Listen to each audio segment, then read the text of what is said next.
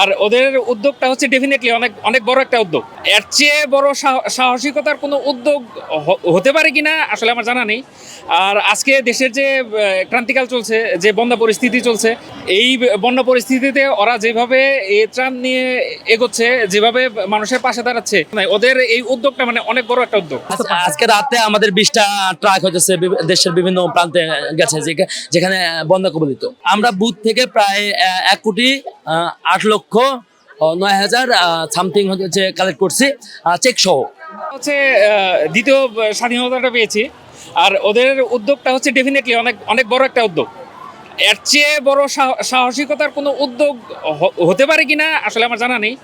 আর আজকে দেশের যে ক্রান্তিকাল চলছে, যে বন্যা পরিস্থিতি চলছে, এই বন্যা পরিস্থিতিতে ওরা যেভাবে এই ত্রাণ নিয়ে এগোচ্ছে, যেভাবে মানুষের পাশে দাঁড়াচ্ছে, এটা আসলে মানে ওদের ধন্যবাদ না, ওদের মানে ধন্যবাদ দিয়ে ছোট করার কিছু নাই। ওদের এই উদ্যোগটা মানে অনেক বড় একটা উদ্যোগ।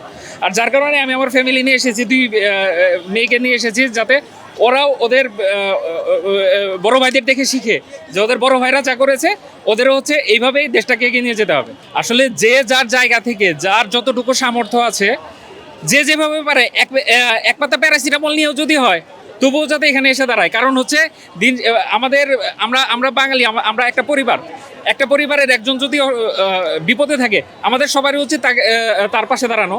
আর এই প্রেক্ষাপট থেকে বলছি, আপনারা যারা এখনো আসতে পারেননি বা কিছু সীমাবদ্ধতা আছে, আমাদের সবারই সীমাবদ্ধতা আছে, এই সীমাবদ্ধতাকে অতিক্রম করে আমাদের সবারই উচিত হচ্ছে এখানে আসা, সবার বিপদে পাশে দাঁড়ানো। গতদিনই হচ্ছে ডাকসু ওপেন করার পর যখন তবু হইতেছে না, তখন আমরা ঢাকা ইউনিভার্সিটির কলা ভবন কিন্তু ওপেন করে নিছি যে আমাদের কার্যক্রম চালাইতে তো হবে, আমাদের যে ত্রাণ সামগ্রী এগুলো কালেক্ট করতে হবে এবং সেইভাবে প্যাকেজিং করে আমাদের দেশের মধ্যে যে জায়গাগুলো বন্যা কবলিত সেগুলোতে পাঠাইতে হবে। আমরা প্যাকেজিং করতেছি, কারণ সকালবেলা তো পাঠানোটা একটু সমস্যা হয়ে যায়, কারণ আমাদের তো লোক বল যথেষ্ট আছে, কিন্তু দেখা যাইতেছে এত মানুষ দরকার বা এত আমাদের প্যাকেট দরকার, ওই স্পেসটা তো আমাদের নাই। তাহলে আমাদের করতে হবে ঢাকা ইউনিভার্সিটি সেন্ট্রাল ওয়ার্ড, কিন্তু সেখানে যেমন বৃষ্টি, যেমন এখানে আপনারা দেখতেছেন যে কাজ করতেছে লোকজন, কিন্তু বৃষ্টি আসতে গেলে কিন্তু আমাদের কার্যক্রমটা ব্যাহত হবে।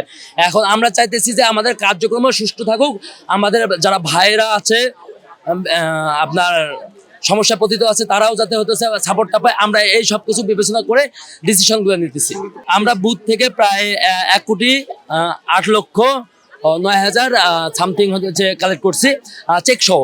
হ্যাঁ, অবশ্যই তারা যেমন উদ্ধার কাজে সহযোগিতা করছে।